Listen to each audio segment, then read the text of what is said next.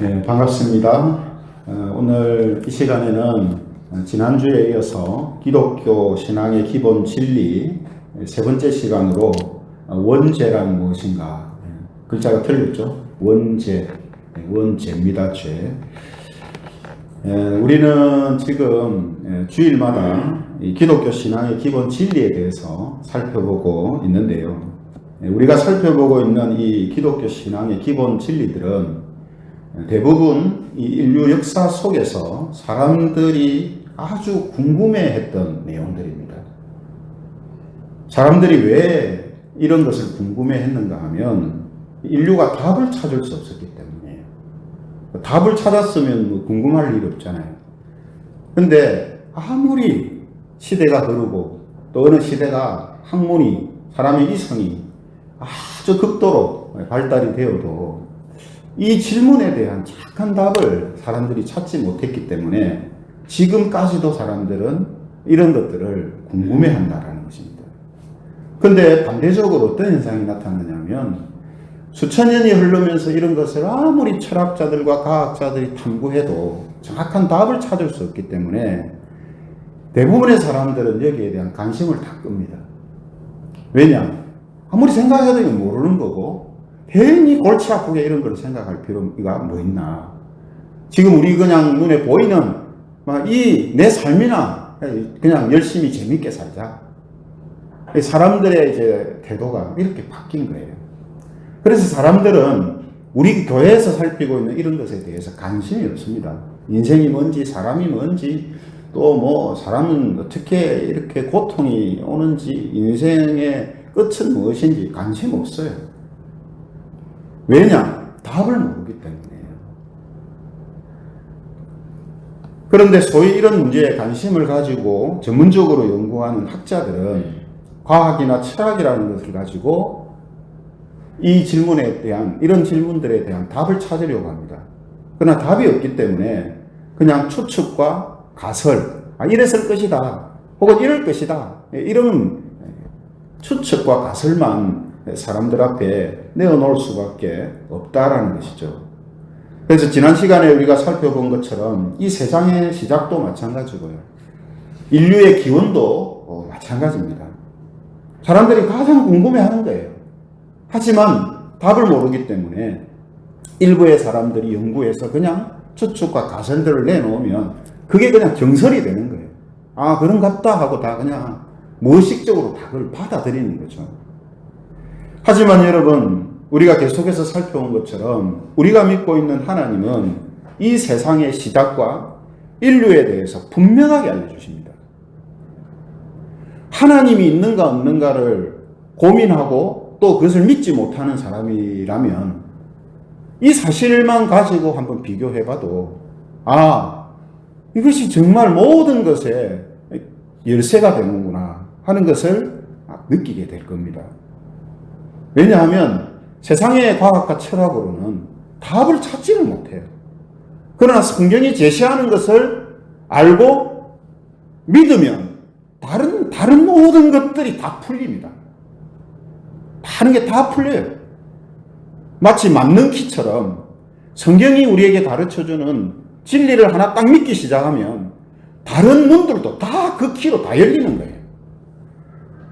인류의 시작이 어떻게 됐는지, 인생은 왜 이렇게 고통스러운지, 왜 사람은 나중에 죽게 되는지, 죽음 이후에는 뭐가 있는지 맞는 키로 다 열리는 거예요. 그래서 하나님이 있느냐 없느냐 이런 거를 믿지 못한다 할지라도 그 복음에 맞는 키로, 진리에 맞는 키로 그걸 열면은 진짜 하나님이 계시는구나 하는 것을 역으로 알게 되는 겁니다. 그만큼 성경의 진리는 너무나 분명하게 또 확실하게 사람들이 궁금해하는 것을 가르쳐주고 있다 하는 거죠. 오늘부터 이제 2시간에 걸쳐서 다룰 이 주제, 이 죄라는 이 주제도 마찬가지입니다. 사람들이 궁금해하지만 답을 알지 못하는 거예요. 사람들이 여러분 인생과 관련해서 제일 궁금해하는 요소들이 뭐냐면 사람들은 태어날 때부터 선한가 악한가, 이런 거를 막 철학자들이 연구해서 성선설, 성악설 막 이래 내잖아요. 그죠? 그래도 어느 게 답인지 몰라요.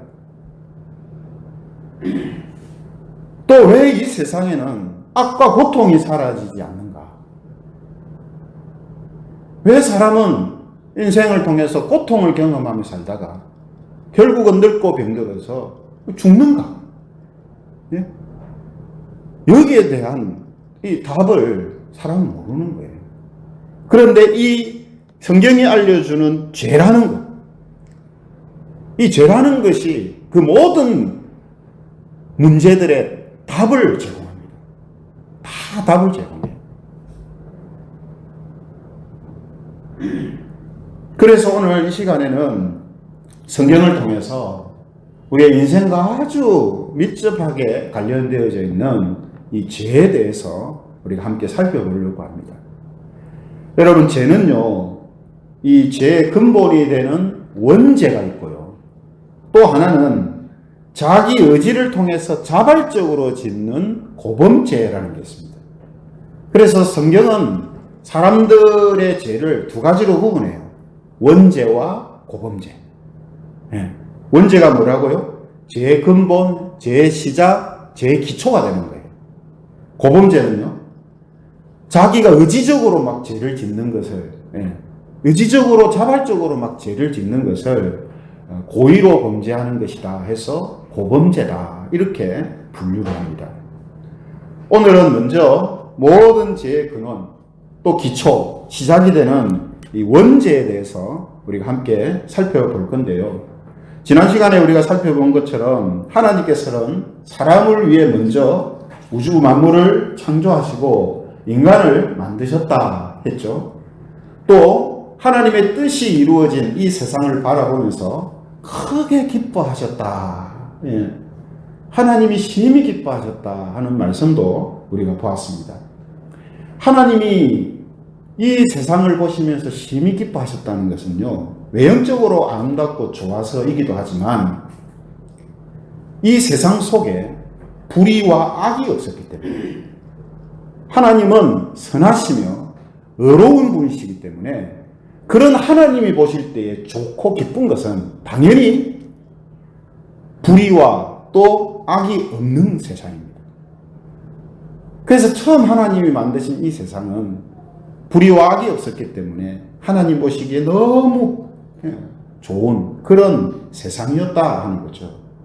그래서 하나님은 하나님이 만드신 이 아름답고 평화로운 세상을 지켜주시기 위해서 사람들이 거하는 에덴 동산 중앙에 생명나무와 선악나무를 만드셨습니다. 오늘 우리가 읽었던 본문이 바로 그 내용이죠. 그죠? 하나님이 생명나무와 선악나무를 만드신 이유가 뭐냐면, 인간은 어떻게 창조됐냐면 하나님이 주신 자유의지를 가지고요, 하나님과 교제하고 이웃을 사랑하고 만물을 다스리면서 선하고 어렵게 살도록 창조되었습니다. 뭘 가지고라 했습니까? 자유의지를 가지고. 예. 이것이 하나님이 인간에게 부여하신, 또 천사들에게도 부여하신 정말 놀라운 하나님의 성품이거든요. 자유의지를 가지고. 예? 그래서 그 자유의지를 바르게 잘 사용해야 하기 때문에 하나님은 이 동산 중앙에 사람들이 가장 잘 보이고 항상 볼 수 있는 에덴 동산 가운데에 생명나무와 선악나무를 만들어 놓으신 것입니다. 그래서 그 이름처럼 사람은 자기 의지가 있고 자유의지가 있고 능력이 있으며 힘이 있지만 하나님께서 이 세상의 주인이시고 그 하나님과 함께 할 때에만 그 모든 것이 하나님 보실 때에 가장 아름답고 평화로운 세상과 또 삶이 되며 사람에게 가장 행복한 삶이 주어진다라는 사실을 하나님이 사람들에게 항상 기억하도록 하시려고 생명나무와 선악나무를 만드신 거예요. 그래서 그 이름처럼 그 나무들을 보면서 우리의 생명은 하나님에게로부터 주어진 것이고 우리가 살고 있는 이 에덴 동산 하나님이 주인이시다. 그러므로 우리가 그 하나님 안에 머물고 하나님의 뜻 가운데 이 세상을 통치하고 다스릴 때 우리가 가장 행복한 사람들로 영원한 생명을 누리면서 살 수 있다. 이거를 기억하도록 하신 거예요. 그러나 여러분, 단순히 기억하게 한다 혹은 어떤 말을 한다라는 이것은 어떻게 보면은 큰 이 하나의 그 목적을 이루기 위해서는 부족합니다. 그래서 하나님께서 말씀하시는 게 뭐냐면 창세기 2장 17절에 이런 최초의 법을 세우세요. 명령이기도 하지만 최초의 법입니다. 무슨 법이냐면 창세기 2장 17절 말씀이 기록되어 있는데요. 앞에 보시면 나옵니다. 선악을 알게 하는 나무의 열매는 먹지 말라. 네가 먹는 날에는 반드시 죽으리라. 이 법이 하나님과 사람과의 관계를 유지시키는 거예요. 또 사람들이 하나님의 뜻과 다른 모습으로 나아가는지 아닌지를 알 수가 있어요. 그렇죠? 그래서 하나님은 이런 명령을, 이런 법을 사람과 하나님 사이에 약속으로 세워놓으신 것입니다. 그런데 인류의 시조였던 이 아담과 하와를 유혹하는 존재가 있었습니다. 그 존재가 창세기 3장 1절에 나오는데요. 창세기 3장 1절에 보면 그런데 뱀은 여호와 하나님이 지으신 들짐승 중에 가장 강교하니라. 뱀이 여자에게 물어 이르되 하나님이 참으로 너희에게 동산 모든 나무의 열매를 먹지 말라 하시더냐, 이렇게 유혹을 합니다. 이 뱀의 정체가 뭔가? 이건 그냥 우리가 알고 있는 뱀의 모습입니다만 그 뱀에게 역사하는 존재가 있었다는 거예요. 그 존재가 뭐냐? 요한계시록 20장 2절에 그 정체를 알려줍니다. 요한계시록 20장 2절에 보면 용을 잡으니 곧 옛 뱀이요. 이 옛 뱀은 바로 에덴 동산에서 첫사람을 유혹했던 그 뱀을 말합니다. 옛 뱀인데 이 뱀의 정체가 뭐냐? 마귀요 사탄이라. 마귀요 사탄이라. 그러니까 마귀가 뱀에게 역사함을 통해서 뱀을 통해서 이 여인을 유혹하게 된 것이다 하는 것이죠. 그래서 여러분 사탄이라는 이 단어는요, 대적자, 반역자 이런 뜻입니다. 누구를 대적하고 반역하겠습니까? 당연히 하나님을 대적하고 반역하는 존재다라는 뜻입니다. 그런데 여러분 성경을 보면요, 이 사탄이라는 이 존재는 하나님이 만드신 천사들 중에 하나였다라고 우리에게 알려줍니다.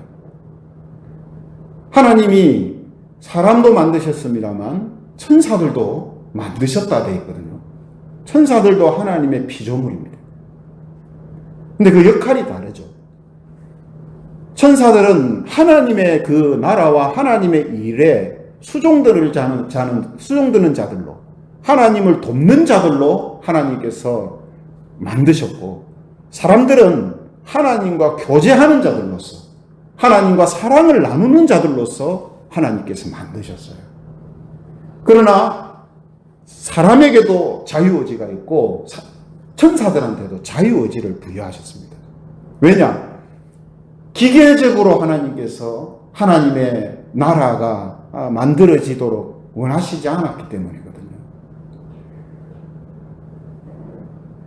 그래서 그들에게도 자유의지를 부여한 겁니다.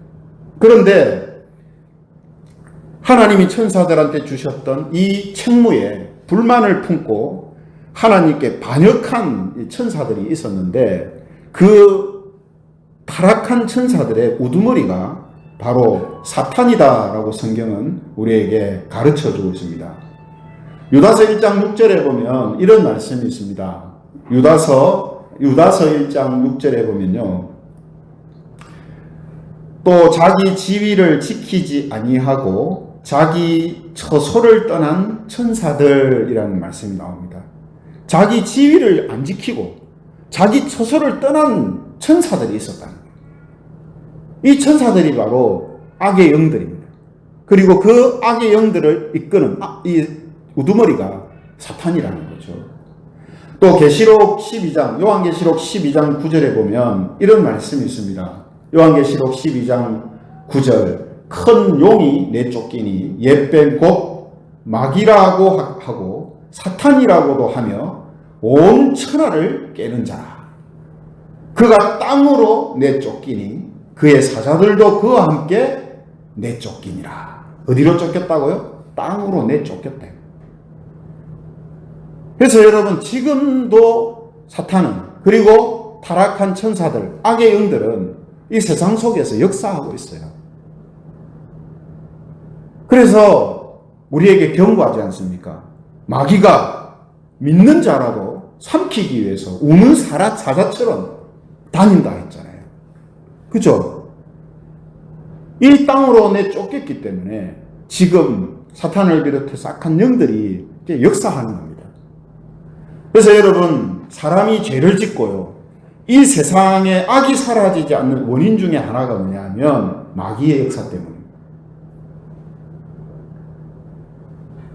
하지만 여러분, 그 모든 책임이 마귀와 사탄에게만 있는 것이 아니라 죄로 인해서 타락한 사람들에게서 나오는 그 본연의 죄와 악으로도 이 세상 속에 많은 죄악들이 만들어지고 또 불의와 부조리와 불공평이 판을 치는 그런 세상이 되어지는 책임이 이 사람들한테도 있다라는 거죠.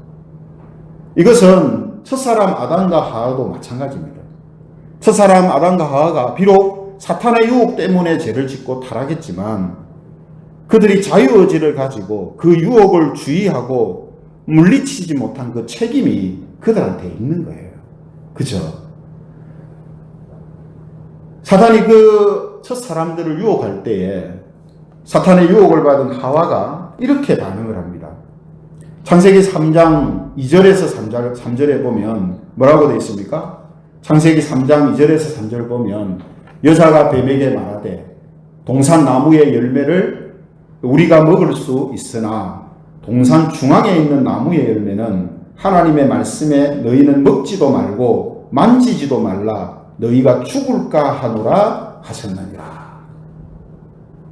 사탄이 진짜로 동산 모든 나무 먹지 말아드나 실과를 먹지 말아드나 하니까 다른 건 다 먹어도 되는데 동산 중앙에 있는 선악을 알게 하는 나무의 열매는 먹지도 말고 만지지도 말라 하더라.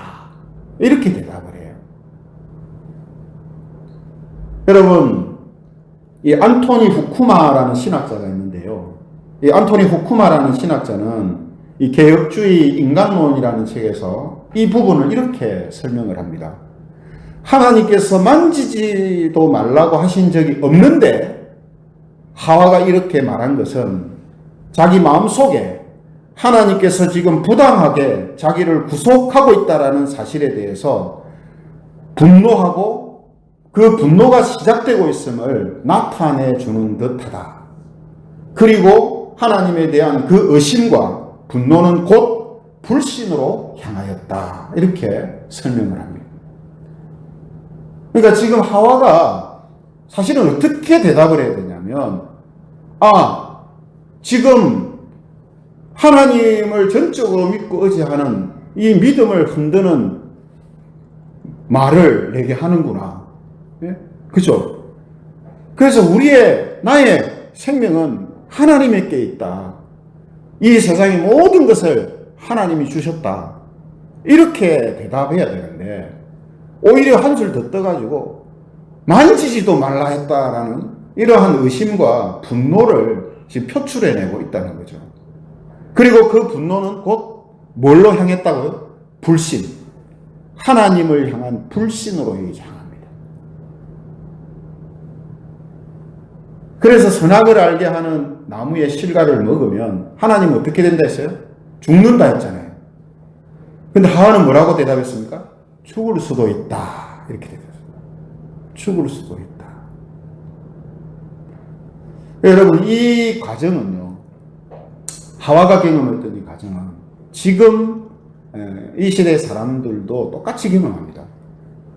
똑같이 경험해요. 하나님에 대한 의심이요, 하나님에 대한 저항으로 나타납니다. 마음에 분노가 일어나고, 왜 우리가 이렇게 살아야 돼? 왜 우리가 하나님이라는 신한테 이렇게 종속돼서 살아야 돼? 분노합니다. 그 다음에 뭐가 나오냐면 불신이 나와요. 못 믿겠다, 이렇게 돼요. 못 믿겠다. 이 과정이 하와만 그런 것이 아니라 지금 이 시대를 살아가는 사람들한테도 똑같이 이런 반응이 나옵니다. 그래서 하나님이 하신 말씀 자체도 안 들으려고 하고, 왜곡하고, 의심해요. 지금 이 모습이 하와한테 그대로 나타나는 거거든요.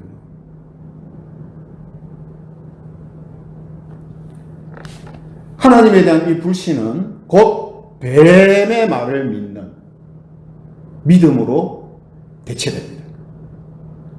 하나님의 말씀보다 뱀의 말을 믿는 믿음으로 대체가 돼요. 똑같아요. 하나님을 믿지 않으면요, 자기가 아무것도 안 믿고 사는 것 같지만 믿는 게 생겨요. 자기 자신을 믿든지 세상에서 말하는 것들을 믿든지 믿는 것이 생긴단 말이에요. 하와는 하나님을 불신하면서 동시에 뭐가 생겼냐면 뱀이 하는 말을 믿는 믿음이 그 속에 생깁니다. 거기에다가 사탄은 3장 5절에 이제 기름을 이제 붓습니다. 그 마음에, 여자의 마음에 기름을 부어요. 창세기 3장 5절에 보면 뱀이 이렇게 이야기를 합니다. 너희가 그것을 먹는 날에는 너희 눈이 밝아져 하나님과 같이 되어서 선악을 알 줄 하나님이 아심이니라, 이렇게 말을 합니다. 이 말을 듣고 하와의 마음속에는 어떤 마음이 생기냐면 하나님은 없어도 될 것 같다라는 교만한 마음이 생겨요. 왜죠? 하나님과 같이 될 수 있다 했으니까. 사람이 하나님과 같이 될 수 있다 하니까, 그럼 하나님은 필요 없어도 되겠다, 이런 교만이 딱 생겨요. 동시에 하나님에게서 벗어나려고 하는 욕망이 그에게 생깁니다. 벗어나야 되겠어. 하나님에게 종속되어서 사는 삶에서 나는 벗어날 거예요. 그리고 그런 마음을 가지고 선악을 알게 하는 나무를 보았을 때에 뱀의 말이 맞구나 하는 강한 충동이 올라옵니다. 그 전에 그냥 봤을 때 아무런 마음이 안 생겼거나, 아니면 하나님 때문에 우리가 참 이 모든 것들을 누리고 살고 있다, 그렇게 생각을 했었어요. 근데 뱀과 이야기를 하면서 마음속에 하나님을 향한 불신이 생기기 시작하니까, 그리고 교만이 생기기 시작하니까, 그 마음을 가지고 선악을 알게 하는 나무를 딱 보니까 그것을 먹어야 되겠다는 강한 충동이 생기는 거예요. 먹는다는 것은 뭡니까? 하나님에게서 내가 벗어나겠다는 거거든요. 그래서 뭐라고 합니까? 3장 6절에 보면 여자가 그 나무를 본즉 먹음직도 하고 보암직도 하고 지혜롭게 할 만큼 탐스럽기도 한 나무인지라. 전에는 안 그랬나요? 전에 똑같은 열매였어요. 근데 그 마음속에 교만이 들어가니까 일반적으로 보았던 그것이 엄청 자기에게 강한 충동을 느끼게 하는 거죠. 그래서 어떻게 했습니까? 여자가 그 열매를 따먹고 자기와 함께 있는 남편에게도 주매 그도 먹은지라. 이것이 하나님이 만드신 최초의 사람이 죄를 짓게 된 역사적인 사건입니다. 하나님을 배반하고 하나님의 말씀을 거역하고 하나님에게서 떠났던 것, 이게 바로 사람들이 지은 죄의 시초요 근원이 되는 원죄라고 얘기합니다. 원죄. 그래서 호세아 6장 7절은 이렇게 말씀합니다. 호세아 6장 7절. 그들은 아담처럼 언약을 어기고 거기에서 나를 반역하였느니라. 하나님 말씀을 어기는 것을 하나님은 뭐라고 표현하냐면 나를 향하여 반역하는 것이었다라고 해요. 다르게 말하면 나를 배신하고 나를 배반하는 행동이었다라고 이야기하세요. 그죠? 이건 마치 부부간에 남편이나 아내를 속이고 다른 사람을 쫓아간 것과 같은 거예요. 그게 배신이잖아요. 배반이잖아요. 네? 신의를 저버린 거잖아요. 믿음을 저버린 거잖아요. 이건 범죄잖아요. 사람이 하나님을 향하여서 한 행동이 그래서 배반이고 범죄라고 말하는 이유가 여기에 있는 겁니다. 그래서 예레미야 3장 20절에 이렇게 말씀합니다. 예레미야 3장 20절. 이스라엘 족속아, 마치 아내가 그의 남편을 속이고 떠나감 같이 너희가 확실히 나를 속였느니라. 어떻게 속였다고요? 아내가 남편을 속이고 다른 남자를 따라서 떠나간 것처럼 이스라엘이 하나님을 그렇게 속이고 배신하고 범죄했다 이 말이에요. 이걸 보면 여러분, 원죄는 첫 사람한테만 있는 게 아닙니다. 아담과 하와한테만 있는 게 아니에요. 이 원죄는 영적인 유전자를 통해서 이스라엘에게 흐르고 있었고 모든 사람에게 흐르고 있고 지금도 사람들한테 이 유전자가 있어요. 무슨 유전자를 했습니까? 원죄의 영적인 유전자가 모든 사람들한테 있다는 겁니다. 그래서 로마서 5장 12절에 이렇게 말씀합니다. 로마서 5장 12절.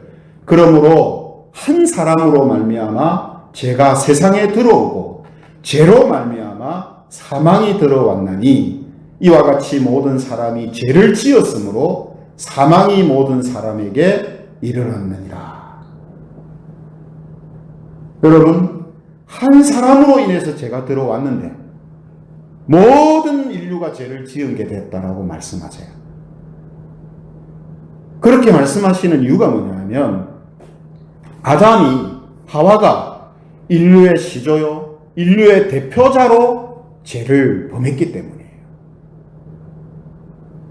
뿐만 아니라 죄의 영적인 유전자가 사람에게 유전되어서 하나님을 거역하고 떠나는 일이 계속되기 때문에. 그래서 어떤 사람은 그렇게 이야기를 합니다. 얼굴도 보지 못했던 아담과 하와가 지은 죄 때문에 우리가 뭐 때문에 죄를 덤텅이 씌어야 되나? 아니요. 죄의 대표자이기 때문에 나도 거기에 속하는 의미도 있지만 내 속에도 뭐가 있다고요? 하나님을 대적하고 하나님을 떠나며 하나님을 불신하는 그 원죄의 유전자가 내 속에 있습니다. 그래서 사람은 본성적으로 하나님 찾지 않습니다. 하나님께 나오지 않아요. 전도해도 사람들이 거부 반응을 먼저 느낍니다. 많은 종교가 있어도 세상은 사람들은 기독교를 집중적으로 공격합니다. 왜 그렇다고요? 하나님을 거역하고 배신하는 영적인 유전자가 그 원죄의 유전자가 사람들한테 있기 때문이에요.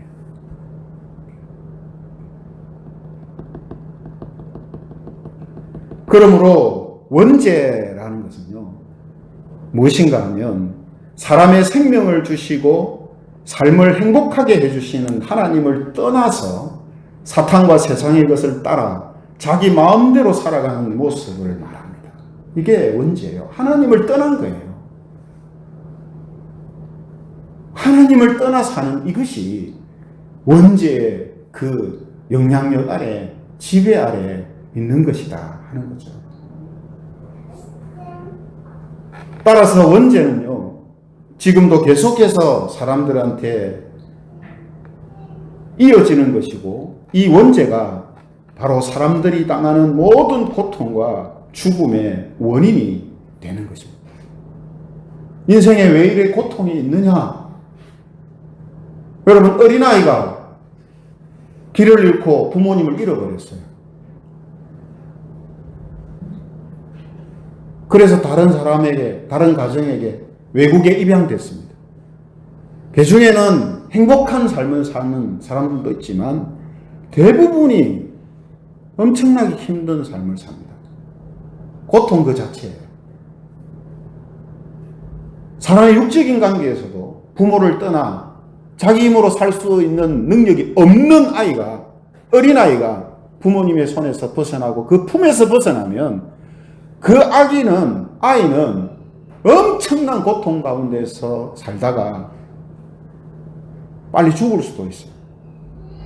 죽지 않는다 할지라도 그 고난과 고통이 상처가 되고 평생 그것이 자기 마음에 박힌 못이 되어져서 자기의 삶을 행복하게 만들지 못하는 그런 요소로 작용하는 경우가 대부분입니다. 사람도 그런데 하나님을 떠난 사람은 어떻게 되겠습니까, 여러분? 아예 처음부터 창조될 때부터 하나님 안에 거하는 자일 때 가장 안전하고 가장 평화로우며 가장 자유롭고 가장 안전하고 가장 행복한 존재로 만들어졌는데 그 하나님 아버지를 떠났으니 어떻게 되겠어요? 그걸 보여주는 게 누가복음 15장의 탕자 비유잖아요. 탕자가 아버지 재산 나눠받으면 아버지 없어도 내 인간 능력으로 내 살 수 있겠다. 아버지 돈 주세요. 유산 주세요. 내 아버지 없이도 내 살 수 있습니다. 그리고 집을 떠났어요. 근데 결과는 어땠습니까? 다 탕진하고 인생에 아무 소망이 없는 그 상태에서 다시 아버지 집으로 돌아오잖아요. 그걸 보고 또 어떤 사람은 아이고 바보같이 사업을 해서 똑똑하게 하지. 저 사람 사업머리가 없었는 것 같다. 돈을 잘 사용할 줄 몰랐는 것 같다. 여러분 천만에 그걸 이야기하는 게 아닙니다. 재주가 없고 능력이 없어서 돈을 불리지 못하고 그 돈으로 못 살았다. 이걸 이야기하는 게 아니에요. 하나님을 떠난 인생이 다 이런 모습이다라는 것을 그 비유를 통해서, 예화를 통해서 예수님이 우리에게 가르쳐 주시는 거예요. 그만큼 모든 사람이 이렇게 겉은 멀쩡한데, 겉은 멀쩡하게 살아가는데 그 영혼은 죽지 못해서 살아가는 그런 사람들이다라는 것을 예수님께서 그 비유를 통해서 보여주시는 거예요.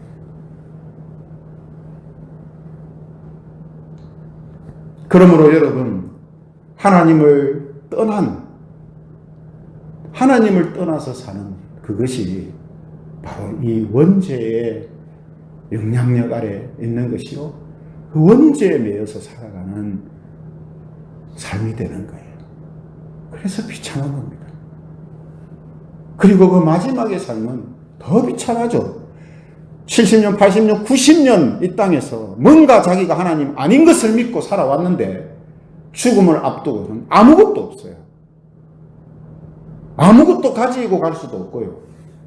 자기 인생을 돌아볼 때 의미 있는 게 없어요. 믿었던 자식들도 아버지 빨리 안 죽나, 엄마 빨리 안 죽나 이렇게 생각하고 있는 그런 현실에 부닥칩니다.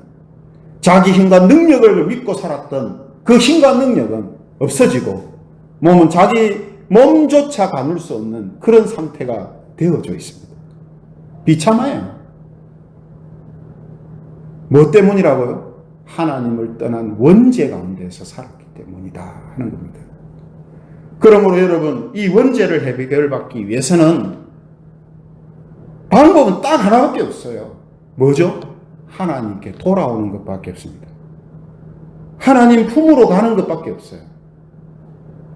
이것만이 우리의 모든 고통과 죽음에서 우리가 자유함을 얻고 진정한 평안과 행복을 누리며 살 수 있는 유일한 방법이다 하는 겁니다.